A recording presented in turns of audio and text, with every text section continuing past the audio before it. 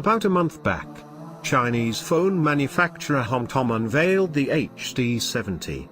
A device with one of the biggest batteries in one of the thinnest bodies, at least as far as battery phones go. Because of that combination, the smartphone is having quite a good success online. If you did miss the launch of this very interesting phone,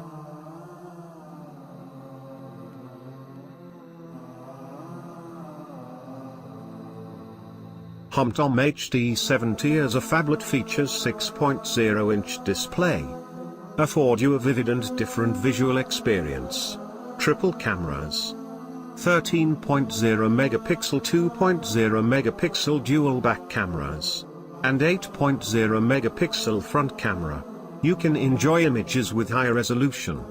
It comes with most of the features we've come to expect from a phablet, including 4GB RAM and 64GB ROM storage, equipped with Android 7.0 and 1000 big capacity battery, that you can play games faster.